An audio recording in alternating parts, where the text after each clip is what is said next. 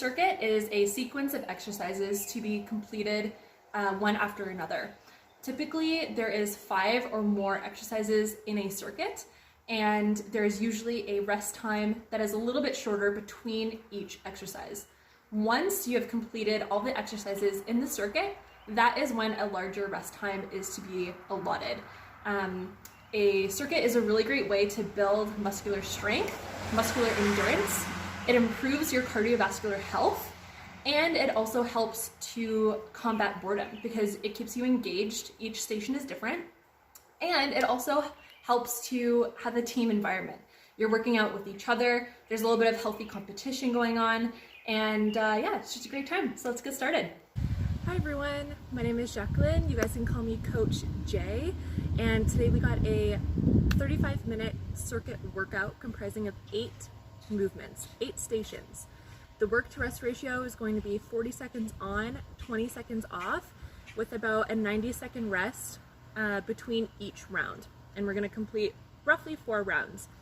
Then we're going to follow that up with a 7-minute AMRAP, as many rounds as possible.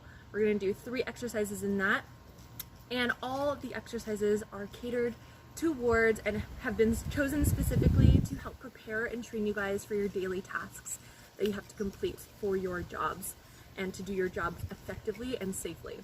So it's going to be a super awesome functional workout today, and I really look forward to it. Now, including the 5-minute warm-up and the 5-minute cool down, the workout in its entirety should take just under 1 hour, which is going to be amazing in order to let you guys stretch whatever you need to at the end, so additional stretching at the end.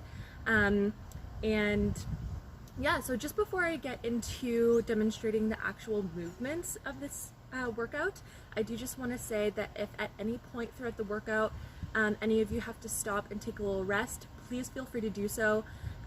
Just grab a sip of water and give me a thumbs up to let me know that you are okay. And if you are not okay, please give me a thumbs down. Let me know that you need my assistance, or vocalize it. Say, hey Coach J, I need your help. That's totally okay too. I'll come right over and do whatever I can to assist you. But whenever you're ready, just join back in. So yeah, let's get started with demonstrating the movements. Station number 1 is going to be your barbell deadlift. This is going to help strengthen your posterior chain for any loaded movement, any loaded marching you have to do, and as well create lots of core strength, increased core strength for everything you have to do as well. So to get started with this, one thing to note: in order to create a neutral spine, you want to imagine like you have a ball on your chest that you're trying to keep there with your chin. That little tuck is going to help create a neutral cervical spine. So you're going to come over to the bar. You want your feet just under hip width apart. Then you are going to hinge at your hips. So you're going to push your hips back. Okay, trying to keep a nice neutral spine, brace your core. You're going to come down to the bar, weight in the heels, trying not to let your knees go over your toes. You're going to hold the bar just outside your legs. Okay? And then you're going to stack your lats. You're going to rotate your shoulders in. So rotate your elbows in and pull shoulders back. Okay? To lift the bar up. And then you're going to squeeze your glutes, pull forward, come back down. Breathe out on the way up, breathe in on the way down. Remember to brace each time. Okay, and a regression for this would be a floor glute bridge. You can do it weighted, either with the bar or body weight. So for this one, you are on the floor, your legs are just under or just hip width or a little bit farther out. You want your pelvis in a neutral spine, so you're going to tuck your tailbone under, pull belly button towards your spine, palms up or holding the weight here. You're going to rotate your shoulders so that you're retracting them. Weight in the heels in that neutral spine position, neutral pelvis. You're going to squeeze your glutes all the way up, hold, Then come back down, 1, 2, 3. Neutral spine. Breathe out, hold, come back in. Okay? Exercise number 2, we're going to do a suitcase kettlebell deadlift. So suitcase meaning only on one side. This is going to help with any movement, forward movement that you have to do. One side is going to help create more core strength. So you're going to hold the kettlebell on one side. Make sure your posture, shoulders are back, belly button towards spine to brace your core. You can hold your arm out to the side or down, whatever's more comfortable. Trying not to let it pull you down. You want to keep your shoulders squared. And this movement is not about going fast. It's about short, shallow steps. Okay?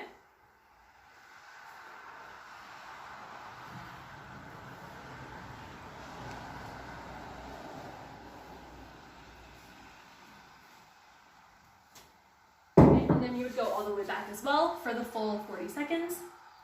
Then exercise number 3, 250-meter run. You're going to start down. So you're going to start in a prone position. Okay, and then when I start the timer, you're going to push up and run. Okay, so this movement is really good to book it essentially out of the landing area. Once all of your gear is gathered, then you can run. Okay, so practicing the stop-start. For this one, for a regression, what you can do is change your pace. So you don't have to run. You can briskly walk or you can jog. It's not a competition, but if you want to make it one, a progression could be trying to sprint next to your partner. Okay, exercise number 4, station number 4, is a renegade row. So this exercise is having your shoulders, core, and pelvis working in unison, which is really great to create core strength, shoulder stability, core stability as well, but also we're adding some rows in there in order to create some back strength. This will help when you are down trying to gather your parachute. Okay, that way you can recruit your core, recruit your back. That way you're pulling with your back rather than your chest and your shoulders. So in this movement, I'm going to use dumbbells. Okay, for a little bit of an easier regression, you would use a hex dumbbell rather than rounded. Using the circle dumbbells creates a lot more stability because they will move. So, as well, a regression is having your feet wider, which creates more stability in the movement. So, for this one, you're going to start in a plank position, and you are going to essentially brace your core and pull. Okay, try not to move your hips too much from side to side. You want to keep them nice and stable. And as well, neutral spine. Alrighty, then we move on to weighted step up. So for this one, if you only have one dumbbell, that's totally fine, or you can have a sandbag loaded on your back. This one is really great to mimic any sort of complex terrain you will encounter. Okay, so weighted step up on your back. Okay, you're going to start with your leg at 90 degrees. That way you're not putting too much stress on your knee or your ankle. You want to be far enough away that you can recruit your glutes. So you're going to step up, come back down with the other leg. Okay. Exercise number 6 is a weighted burpee. So you're going to use ideally 2 dumbbells, hex, not circle ones. But for the purpose of this demonstration, I'll be using 1 dumbbell. And this is really great to do a repeated prone to standing position multiple times. So this one, you're going to come down, prone, back up, overhead.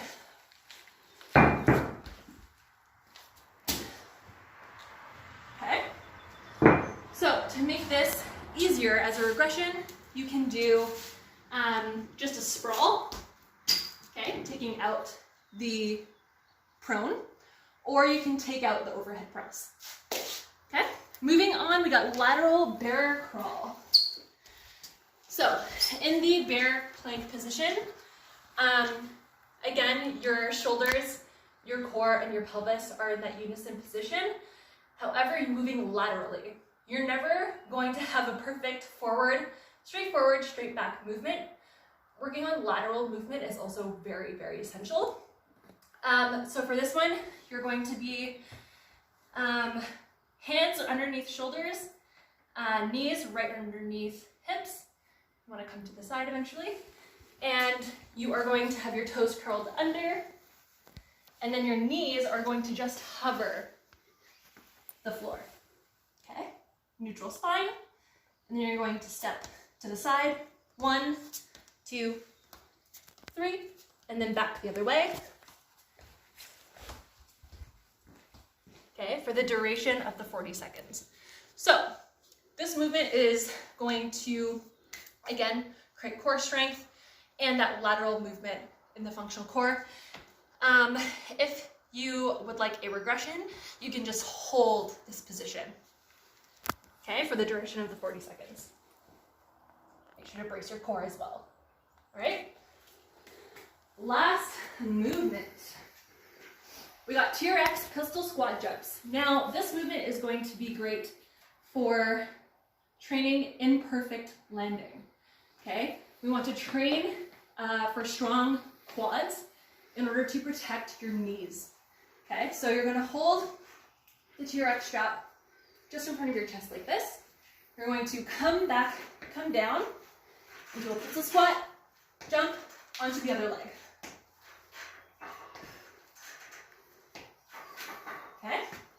So, in order to make this movement a little bit easier, you're going to just take out the jump, which will look like this. Just coming down, nice and controlled, take the jump out. Okay? Before we jump into the workout, we want to do a 5-minute warm-up. This is going to help increase your core temperature in order to prevent injury.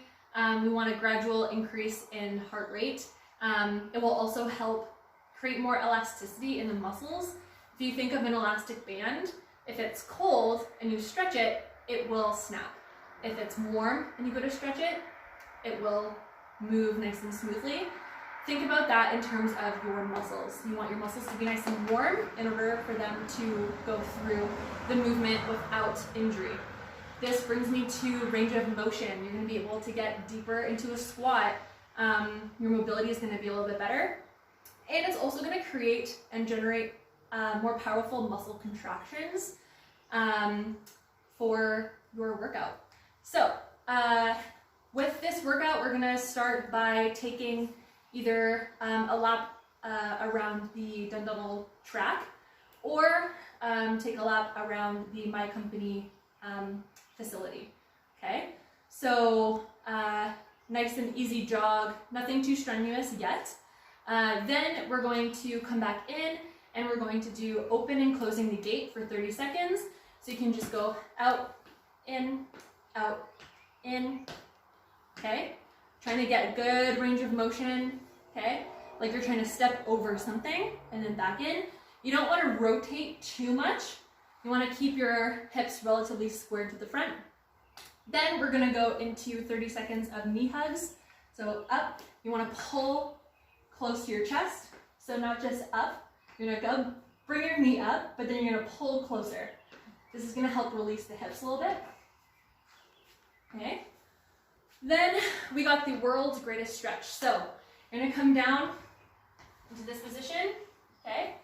Then you are going to come down like that, okay? And then you're going to rotate, bring your arm up, look at your hand, down, up, for 10 reps. Once you've done that for 10 reps, then you're going to come back, have a nice hamstring stretch. Back leg is going to be straight as well, get a nice calf stretch. And then you're going to step forward, do the second leg. Okay, so what we're gonna do 4 times. So 2 times each leg. The second time you complete it on that one leg, you should be able to get a little bit deeper, okay? Dynamic stretching before the workout is key, no static. So then we got reverse lunges, body weight, alternating, trying to go nice and quick. Okay, 90 degrees in the front, 90 degrees in the back. Okay, for 30 seconds. Then we got burpees. Okay, you're gonna jump, down prone, back up. 30 seconds. Then we got rotational marches. So this is gonna help bring some activation in the core, as well as some shoulder mobility as well. So you're going to march, okay? You're gonna bring over here to the side. So you're gonna get a rotation in your thoracic spine. Core activation. Okay, try to brace your core each time. All right, and that should be 5 minutes once we've done everything. Then we're ready for our workout. Once the circuit is over, you're going to take, like a 1.5 to 2 minute rest. Not enough time to cool down, but enough time to let your heart rate recover a little bit. And AMRAP, we got 7 minutes, and AMRAP is as many rounds as possible in 7 minutes, or any allotted time. So in this case, we got 3 exercises. We got 20 walking lunges, which is going to help with any situation where you are walking forward with load, which is a lot of the time. The progression for this will be a reverse lunge, but I'll demonstrate that in a second. So walking lunge, you're going to have a weight in each hand, and then you are going to have good posture. You're going to step forward with one leg, 90 degrees in the front, 90 degrees in the back. Step without stepping in the center. Try to go right into the next lunge seamlessly. Okay, 20 times, so you can do 10 there, 10 back, which is full 20. A reverse lunge for the regression will be just stationary. You're not going to be moving, but you'll be stepping back. Okay, again, trying to get that 90 degrees, 90 degrees. Okay. Exercise number 2, we got thrusters.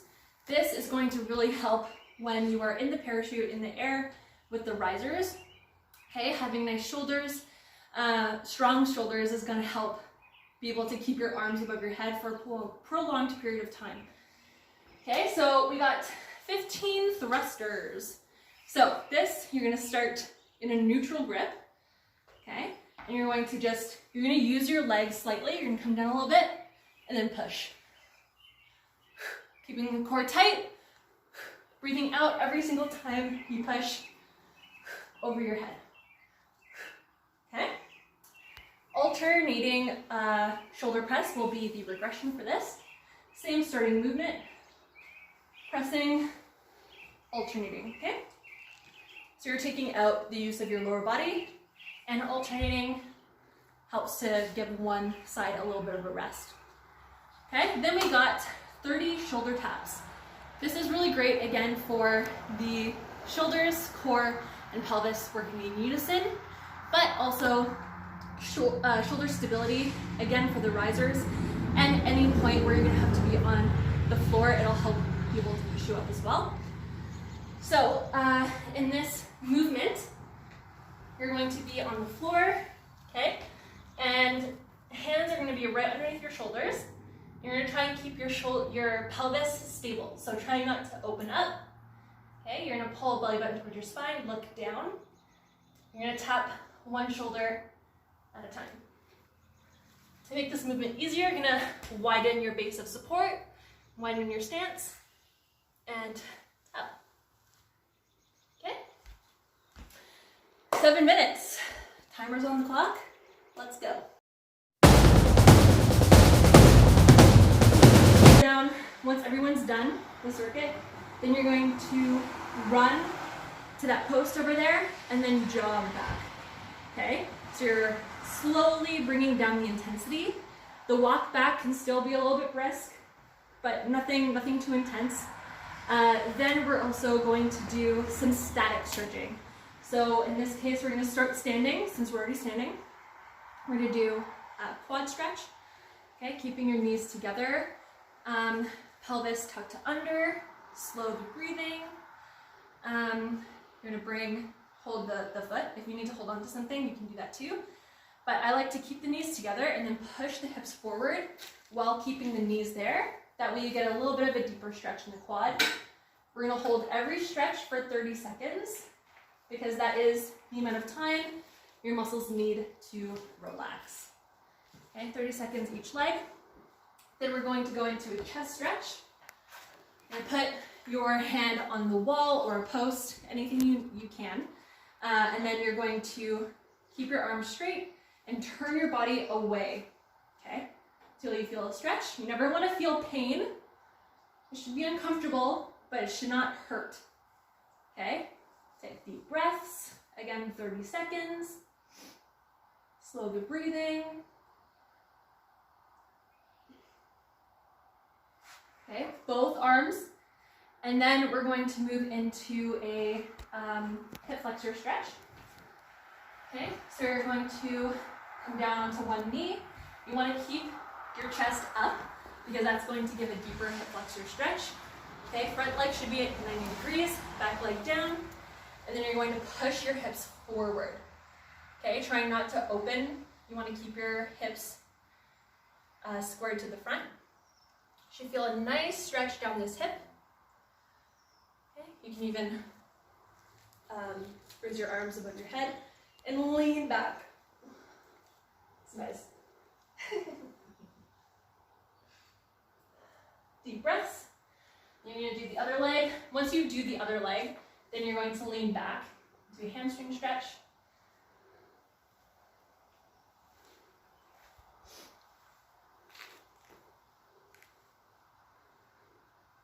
Again, 30 seconds. Slow the breathing. You should feel it all down this one hamstring. 30 seconds. And then we're going to go into a pigeon stretch. So you're going to have the front leg bent like so, back leg down. You can stay up and then come down when you are ready. Okay, you should feel a nice stretch down the side glute. So you notice the slow transition into a more stationary movement. You don't want to just go from working out to coming down to the floor. You want a slow, steady, gradual transition. 30 seconds, take deep breaths. Once that is done, we're going to go from downward dog to cobra. Deep breaths. This is a really great abdominal stretch. You can look back. The deeper the breath in this position, the deeper the stretch you'll feel. Try to have your shoulders as far away from your ears as possible. Then you're going to come back down into child's pose. You can rest your forehead against the ground. Try to reach your fingers as far away as possible.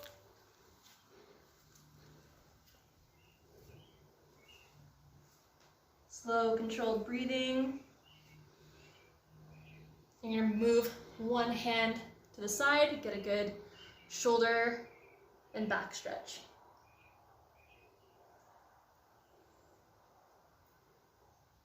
"30 seconds, then you're going to do the other side.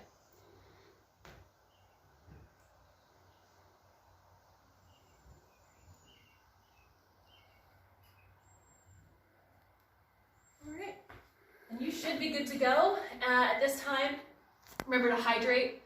Remember to refuel your glycogen stores with some fast-absorbing carbs, as well as protein, in order to, help repair your muscles as well. and also hydration. You want to make sure you drink lots of water because you just sweat a bunch. So yeah, until next time, good work guys. See you later.